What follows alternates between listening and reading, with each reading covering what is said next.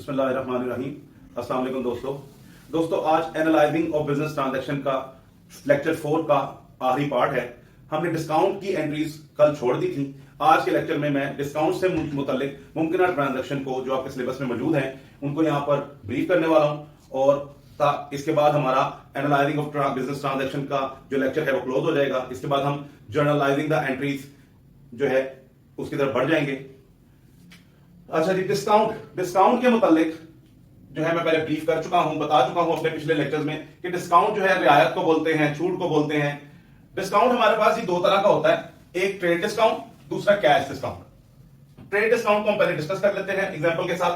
Trade discount मैंने बताया था at the time of purchase और सेल, जो है जो सेलर जो है परचेजर को at the time of purchasing जो है डिस्काउंट देता है। तो ट्रेड डिस्काउंट को अकाउंटिंग के अंदर ट्रीट नहीं किया जाता वैल्यू को, वो पहले से ही उसकी अकाउंटिंग जो रिकॉर्ड है सेल की उसको अकाउंट डिस्काउंट की अमाउंट को माइनस करके फिर रिकॉर्ड किया जाता है। तो मैं एग्जांपल मेरे पास है sold goods to Habib less 10% discount, trade discount. अच्छा जी, गुड्स की वैल्यू है 10,000, तो एंट्री हमारी हमें मालूम है, हम सीख चुके हैं। जैसे हम बनाएंगे, यहां पर हमारे पास चीजें सेल हो रही हैं तो एक अकाउंट हमारा सेल बनेगा और दूसरा चूंकि हबीब हमारा डेब्टर है तो हबीब के अकाउंट यूज होगा। तो हबीब हमारा डेब्टर है और डेब्टर एसेट होता है, एसेट में यहां पर इजाफा हो रहा है इसलिए इसे डेबिट साइड पर रिकॉर्ड किया जाएगा। सेल्स चूंकि हमारी इनकम है और इनकम में भी इजाफा हो रहा है बिजनेस की तो उसे क्रेडिट किया जाएगा। तो एंट्री बन गई हबीब अकाउंट डेबिट और सेल्स अकाउंट क्रेडिट। मगर जब हम अमाउंट को एंटर करेंगे तो हम ट्रेड डिस्काउंट को यहां पर लेस कर देंगे। ट्रेड डिस्काउंट के लिए वर्किंग करेंगे, 10,000 का 10% कैलकुलेट करेंगे, वो आएगा 1,000। वो हम 10,000 में से 1,000 को माइनस करके 9,000 की वैल्यू अमाउंट में पुट कर देंगे। तो ये है जी ट्रेड डिस्काउंट का अकाउंटिंग ट्रीटमेंट। इसके बाद जी हमारा जो है दूसरी क्लासिफिकेशन के अंदर डिस्काउंट का जो क्लासिफिकेशन है उसके अंदर दूसरा है कैश डिस्काउंट। कैश डिस्काउंट हमारे पास दो तरह का होता है जी, एक डिस्काउंट अलाउड और दूसरा डिस्काउंट रिसीव्ड। डिस्काउंट अलाउड के बारे में हम डिस्कस कर चुके हैं कि अगर बिजनेस अपने कस्टमर को डिस्काउंट देगा तो वो डिस्काउंट अलाउड होगा जो कि बिजनेस का एक्सपेंस होगा। और अगर कारोबार अपने सप्लायर से, अपने क्रेडिटर से कोई डिस्काउंट लेगा, छूट लेगा तो वो डिस्काउंट रिसीव होता है और जो बिजनेस के लिए इनकम होती है। तो इसकी अकाउंटिंग ट्रीटमेंट जो है मैं एक इलस्ट्रेशन के जरिए यहां पर आपको सिखाऊंगा। तो जरा इलस्ट्रेशन बनेगी,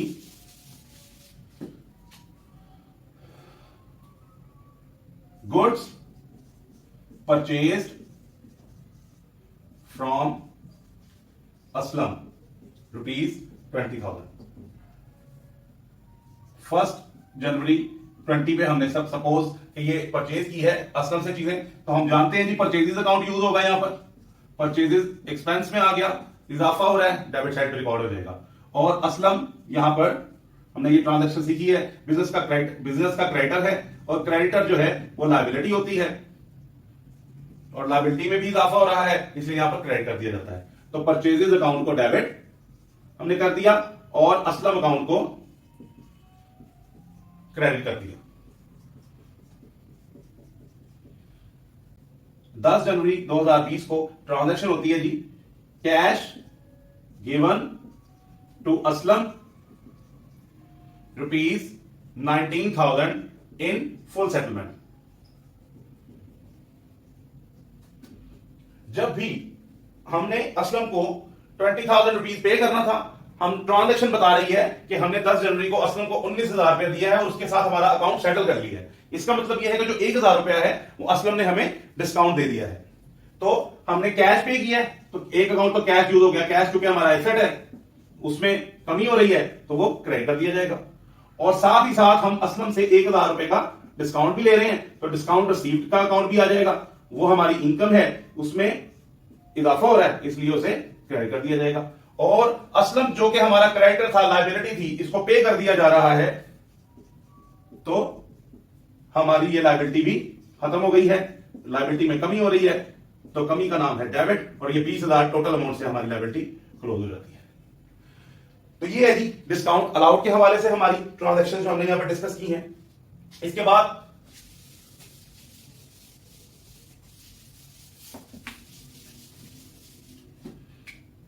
goods sold to Ali 10,000 rupees 10,000। हमने सेल की है तो सेल्स की एंट्री आपको पता है, सेल्स अकाउंट जो है इनकम है, यहां पर इनकम में इजाफा हुआ तो हमने इसको क्रेडिट कर दिया, और अली हमारा जो है डेब्टर है, डेब्टर एसेट होता है, एसेट में इजाफा हो रहा है, डेबिट कर दिया, तो अली अकाउंट डेबिट हो गया हमारा डेब्टर के तौर पे, और सेल्स इनकम के तौर पर क्रेडिट हो गई थी 10,000 से। अब 10 तारीख को जब पे करने का टाइम आया तो उसने हमें पे किया, ट्रांजैक्शन लिखी जाती है Aslam settled his account paying 9,900 and receiving discount ₹100। अच्छा जी, अली ने सेटल कर दिया अपना अकाउंट 9,900 पे करके और डिस्काउंट ले लिया बिजनेस से, तो बिजनेस के पास जो कैश आया है वो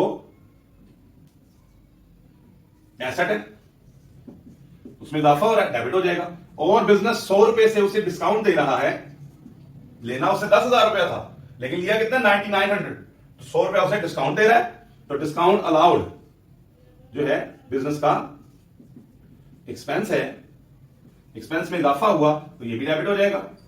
और साथ ही जो कि अली हमारा डेब्टर था, हमारा एसेट था, उसमें कमी हुई तो उसे क्रेडिट कर दिया जाएगा। तो ट्रांजैक्शन में जो एंट्री बनेगी हमारी, कैश अकाउंट को डेबिट 9,900 से, डिस्काउंट अलाउ अकाउंट को डेबिट 100 से, और अली जो कि हमारा एसेट था उसमें कमी हो रही है फुल अमाउंट से, तो हमने 10,000 से उसको क्लोज कर दिया, और बीइंग नरेशन आप यहां पर लिख सकते हैं। ठीक है जी, तो ये हमारी जी ट्रांजैक्शन जो है यहां पर कंप्लीट हो गई हैं। आज इंशाल्लाह कल की वीडियो में हम जर्नल को सीखेंगे कि एंट्रीज को जर्नल के अंदर पास कैसे किया जाता है, और बुक के अंदर जो है प्रॉब्लम्स आपसे डिस्कस की जाएंगी इंशाल्लाह। तो हम जो बुक फॉलो करने वाले हैं वो यहां पर अजीम अकेडमी की बुक को फॉलो करेंगे, जो सुहेल अफजल साहब ने लिखी है, जो कि पंजाब कॉलेज के प्रिंसिपल हैं। तो इंशाल्लाह कल की वीडियो में आपसे मुलाकात होगी। बहुत शुक्रिया, अल्लाह हाफिज।